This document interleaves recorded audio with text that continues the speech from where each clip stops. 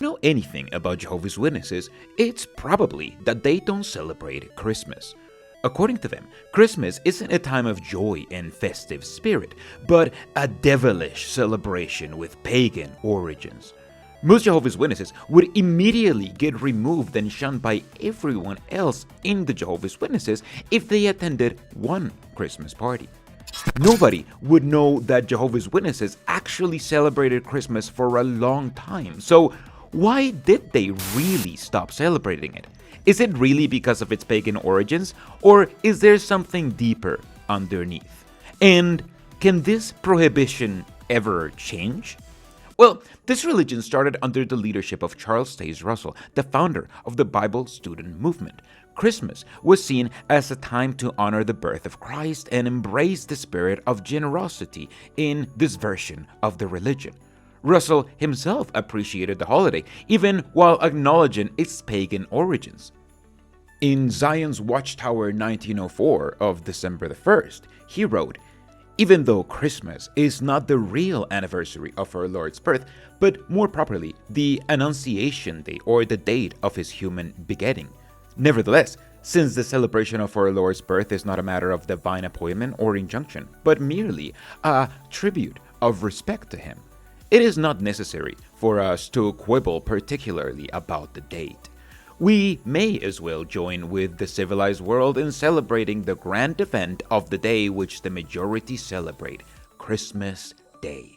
Russell even encouraged his followers to exchange gifts, seeing it as a way to commemorate Jesus' birth and spreading goodwill. He tried using that chance to sell miracle oil, a perfect Christmas gift according to him, and his literal version of snake oil, but that's a story for another day. What matters is that the founder of this religion believed that it didn't matter whether Jesus was actually born on December 25th or not.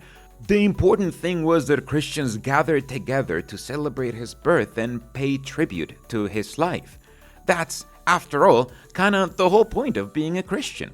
In a letter from 1910, Russell offered Bible student pioneers a small token of appreciation in the form of a cross and crown emblem.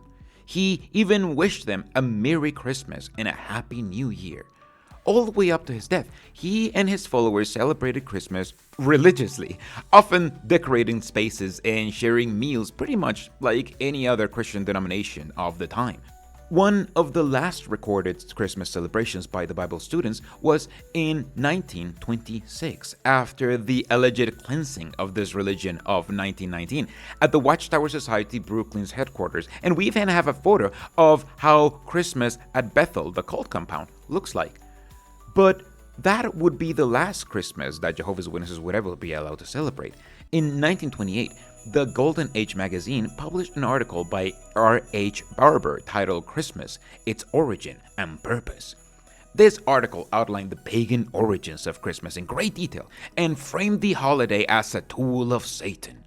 Barber criticized everything from the date of December 25th to traditions like gift-giving and Santa Claus, calling them unchristian and deceptive. That's how Jehovah's Witnesses themselves tell the story in the yearbook of 1975, page 147. What caused the Bible students to stop celebrating Christmas? Richard H. Barber gave this answer. "I was asked to give an hour talk about a radio hookup on the subject of Christmas. It was given December 12, 1928 and published in the Golden Age 241 and again a year later in 268. That talk pointed out the pagan origins of Christmas. After that, the brothers at Bethel never celebrated Christmas again." The Watchtower began publishing articles that denounced Christmas and other holidays due to their pagan origins, arguing that they were cleansing this religion and removing anything pagan. Now, almost 90 years later, the reasons why Jehovah's Witnesses don't celebrate Christmas are pretty much the same. Let's go one by one. Why don't Jehovah's Witnesses celebrate Christmas? Jesus commanded that we commemorate his death, not his birth. Sure, Jesus commanded that we commemorate his death, but that's why most Christian religions simply commemorate both his birth and death. The fact that you're celebrating one doesn't mean that you can't celebrate the other. This is nothing but a false equivalency. It's like saying that you're not going to celebrate your wedding anniversary in February because you already had a vacation last July. It's a non sequitur. Jesus' apostles and early disciples did not celebrate Christmas. The New Catholic Encyclopedia says that the Nativity Feast was instituted no earlier than 243 CE, more than a century after the last of the apostles died.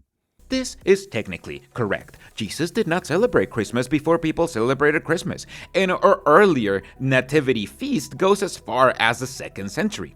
And you know what else lacks evidence before the 2nd century? The vast majority of the Gospels.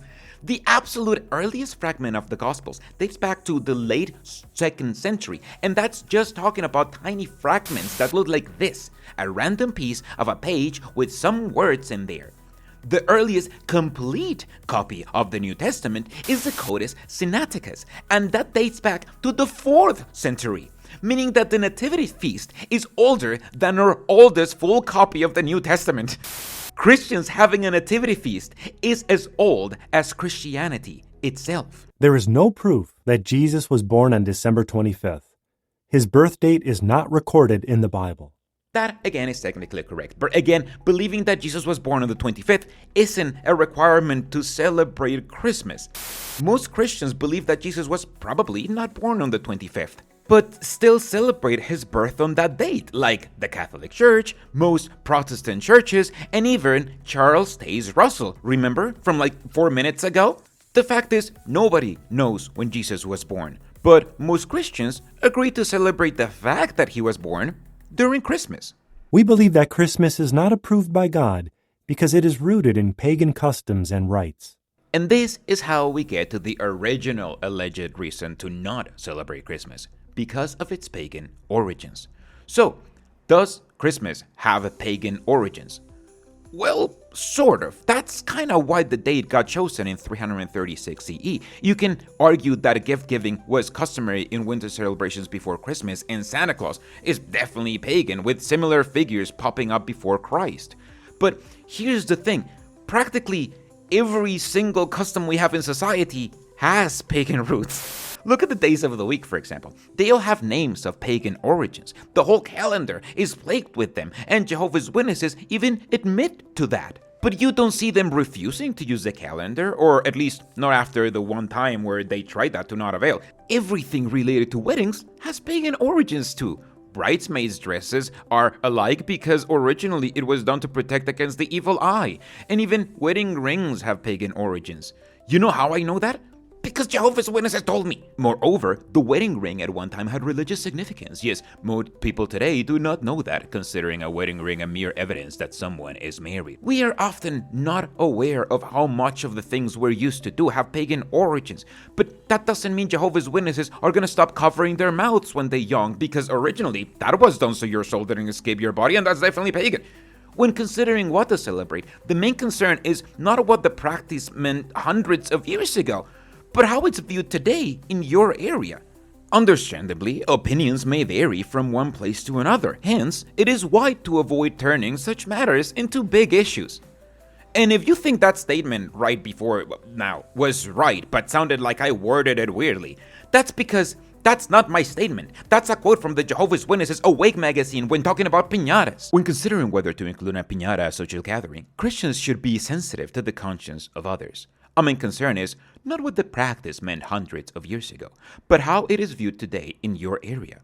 Understandably, opinions may vary from one place to another, hence, it is wise to avoid turning such matters into big issues. So, we know that all of these reasons are wrong. They're wrong under Jehovah's Witnesses' own standards. And the absolute best reason to not celebrate Christmas that Jehovah's Witnesses can come up with is their most topical red herring. That Christmas is evil because it promotes consumerism and capitalism. And don't you know that there's no ethical consumption under capitalism? Many feel that Christmas gift-giving brings more stress, not more happiness. How so? A lot of shoppers feel compelled to buy gifts that they cannot afford. And since everyone is shopping for gifts at the same time, crowds and long lines make shopping an exasperating experience for many. This is technically correct, as some people do feel like they need to spend more than they should on gifts and parties during this season. But that's only because Christmas is our winter celebration of our society. Think about it. Across history, you find pretty much every civilization that had to deal with winters had winter celebrations. That's because when you live off the earth like most humans until very recently, winter is very scary because the earth is dead. And if you haven't stockpiled enough resources like food and wood, you will be dead too. So it makes sense that civilizations capable of coming up with excuses to get together and share resources in those hardest times of the year would be the ones more likely to survive winters. Since, at the end of the day, it's easier to hit up a home in the winter when you fill it up with people walking and talking about. And how do you make it as wide appeal as possible? By appealing to the two things that everyone in your civilization cares about: family and religion, which is pretty much the basis of your civilization anyways. That's why the winter festivities in ancient Rome were Saturnalia, where they shared food and gifts while honoring their god Saturn. The Norse had Yule, where they got together to share food and gifts while also playing traditional games and sharing national stories. And that's why in some areas of Eastern Asia, they celebrate the Dongzi festival during the winter solstice with, you guessed it, sharing food while reinforcing their family and religious values. Today, people celebrate Christmas in the same way, as an excuse to get together to share food and gifts while reinforcing our family and religious values. Except that today, our religion isn't tied to our political system anymore. So now, people also celebrate it with their own religious/political view: capitalism and materialism. Nowadays, people don't believe in the myth of Saturn, with some getting too excited murdering a whole bunch of animals for him. Instead, people believe in the myth of meritocracy and get too excited buying a whole bunch of things that they can afford in a materialistic display. But that's not the point of the celebration. It never was.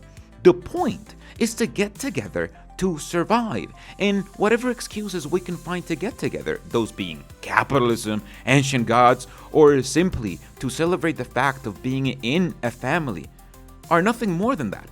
Excuses to get together in the hardest times of the year to share resources. Jehovah's Witnesses also use excuses, except that instead of using them to share resources and increase chances of survival and reinforce their family and religious values, they use them to hide the real reason behind whatever doctrine they already decided they want to have. That's how they come up with doctrine.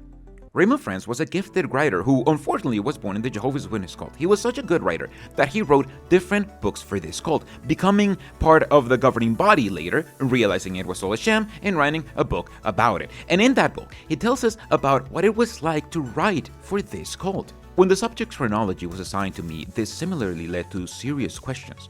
A major teaching of Jehovah's Witnesses is that the Bible prophecy had pointed to the year 1914 as the year of the Gentile times of Luke chapter 21, verse 24, and that in that year, Christ Jesus actively took up his kingdom power and began to rule invisibly to human eyes. Months of research were spent on this one subject of chronology, and it resulted in the longest article in the Aid publication. Much of the time was spent endeavoring to find some proof, some backing in history for the 607 BCE date so crucial to our calculations for 1914. We found absolutely nothing in support of 607 BCE. All historians pointed to a date 20 years later. France had this problem because of how Jehovah's Witnesses leadership comes up with new doctrine. First, they decide on the doctrine, and then the doctrine is handed down to the writing department to make sense of it. And that is still how doctrinal changes work today. Take the beer prohibition, for example. The beer prohibition started with Rutherford's insecurity.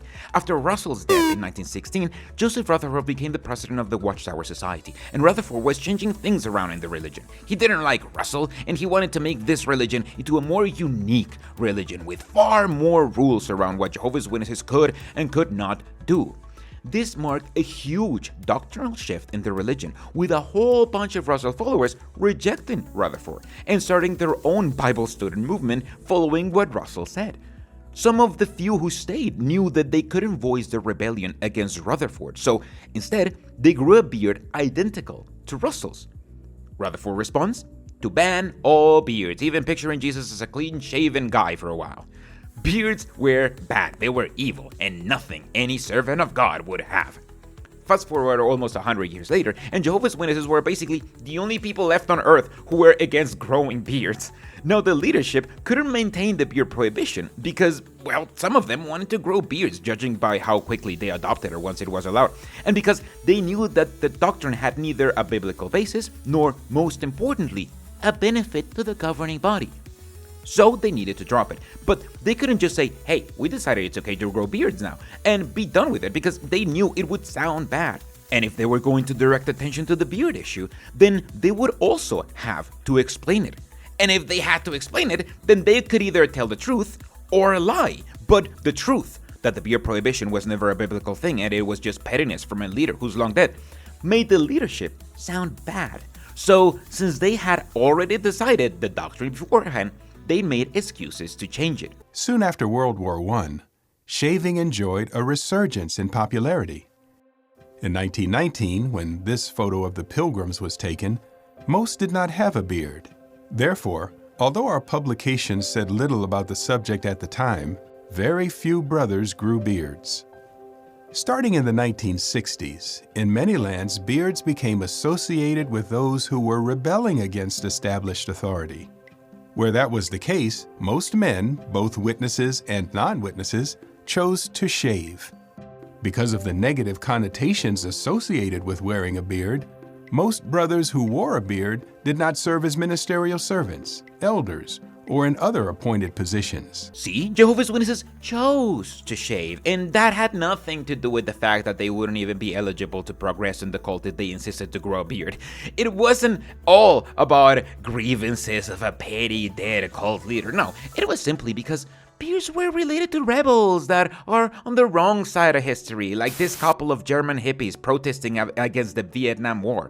I bet these guys feel silly now, idiot Marxists. When it comes to new light of the Jehovah's Witnesses, what they're saying out loud, like how beards were related to rebels, is nothing but an excuse that they found out after they decided to change the doctrine, like allowing beards now. And the same is true about Christmas. Oh, you even forgot that this video was about Christmas, but all of the things that we saw Jehovah's Witnesses say about Christmas today are nothing but excuses for a doctrine that a dead cult leader decided long ago, and that is not even relevant today anymore. So, if all of these are excuses, what is the actual reason why Jehovah's Witnesses do not celebrate Christmas? We can find out if we go back to the origins of this prohibition. Back then, this religion was going through a lot of changes. Not only did Rutherford change how this religion viewed Christmas and beards, he was just starting. By the 1930s, the ban extended to other celebrations like birthdays and Mother's Day, which were also labeled as pagan. And just 1 year later, the religion adopted a brand new name. From that point on, they would be known as the Jehovah's Witnesses. Why? Well, would you believe me if I told you that the beard prohibition and the Christmas prohibition sort of share the same reason why they were prohibited?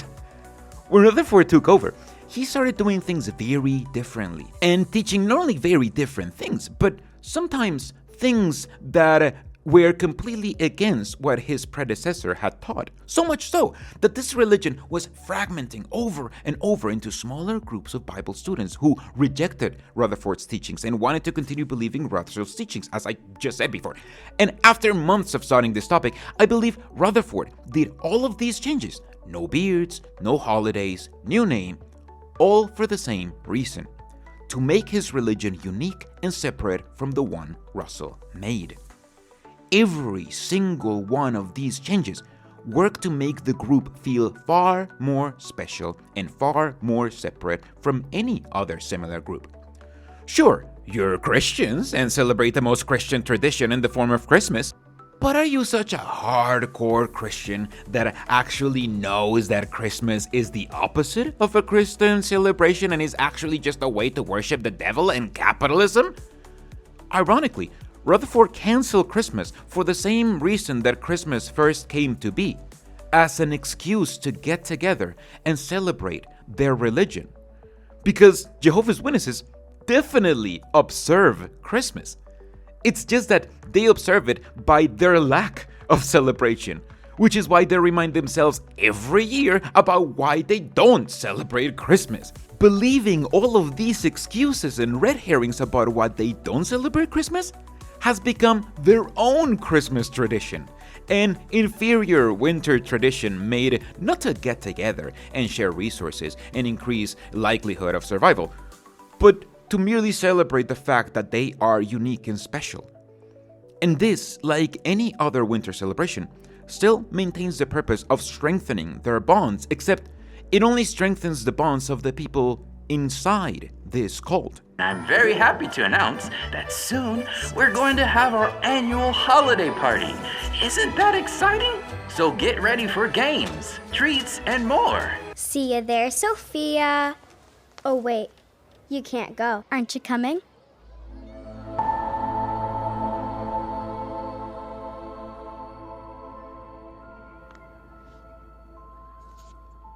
Let me show you how it's done. Hi, guys. You didn't go to the party? No, I want to do the right thing. Okay, let's have some fun. And that's the real reason why Jehovah's Witnesses do not celebrate Christmas, because it's an excuse to strengthen their isolationist and supremacist version of Christianity. Jehovah's Witnesses do not celebrate Christmas because they believe that they are the one true religion. And how do they explain that? Well, by saying that they're so unique that they are the only Christians that figure out that they shouldn't celebrate Christmas. It's nothing but circular reasoning to strengthen their hold on their followers. That's why I get extremely confused when some ex-Jehovah's Witnesses say that the one thing that Jehovah's Witnesses got right is their view on Christmas. Can I be your Grinch for the evening? Yeah. Is that a yes? Yes, thank you. I'm your Grinch for the evening. I really hate Christmas. I think that it is a mass ritual of worshipping the god of consumerism. It's just this obvious attempt at milking the populace using this herd mentality of quick, we've got to buy people gifts to show them that we care about them. And the weird thing is that in almost all of the other areas in which I was raised as a Jehovah's Witnesses, it turned out, were wrong. They were speaking total bullshit. But then when it comes towards Christmas and the things they say about Christmas, weirdly, some of the things they say are actually right, you know? They say, well, we don't celebrate Christmas because it's materialistic. Actually, that's true.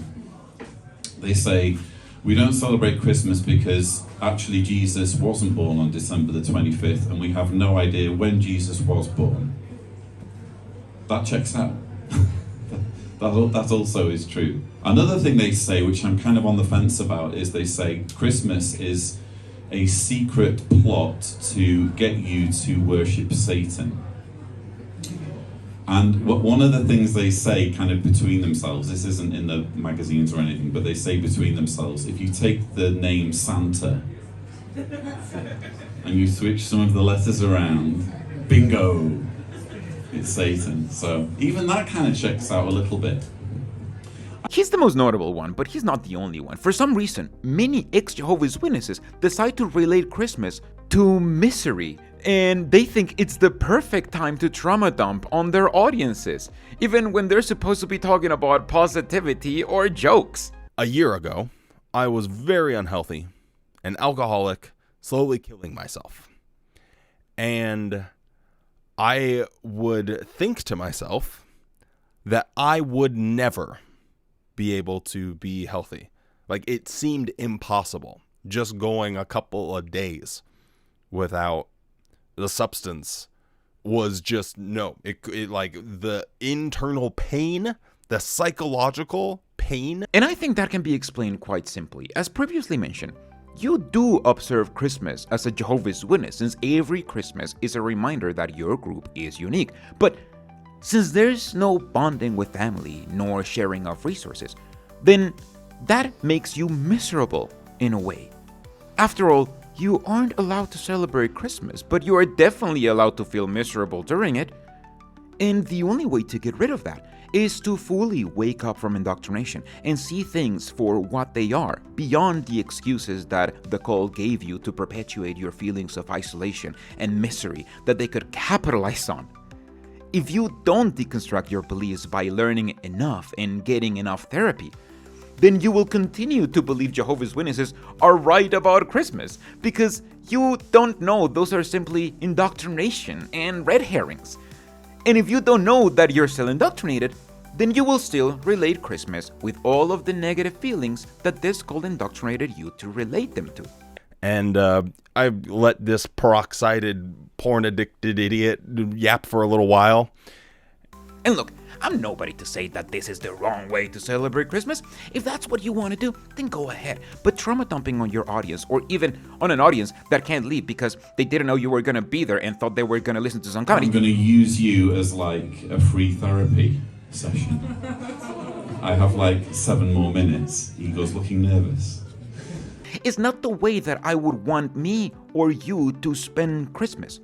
I spend Christmas decorating, putting up a tree, baking goodies, and inviting friends over to eat and play games, and not posting this video when it should have gone out. This video should have gone out on Christmas, okay? And I don't know if that's the best way to celebrate Christmas. I don't even know if that's the way that I'll celebrate Christmas forever.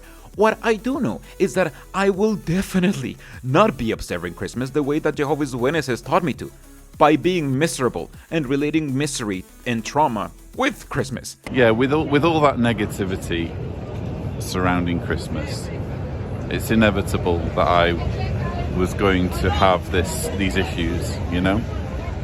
It's not inevitable to be forever under cult control. It's actually completely inevitable as long as you fully deconstruct your beliefs. If you don't like Christmas, that's fine, but it should be because you got there by yourself, not because you're following the Christmas tradition and the Christmas excuses of an isolationist cult. If you don't dismantle your indoctrination, go to therapy, and come up with new traditions, then your Christmas tradition will continue to be being miserable around Christmas and spreading that misery to everyone else every winter. Leaving people wondering, wait, if he's doing this here, does that mean he's saving the jokes for his therapist? You better watch out. You better not cry. You better not pout. I'm telling you why. Santa Claus is coming to town. He's making a list. He's checking it twice. He's gonna find out who's naughty or nice. Santa Claus is coming to town. This is where it gets creepy.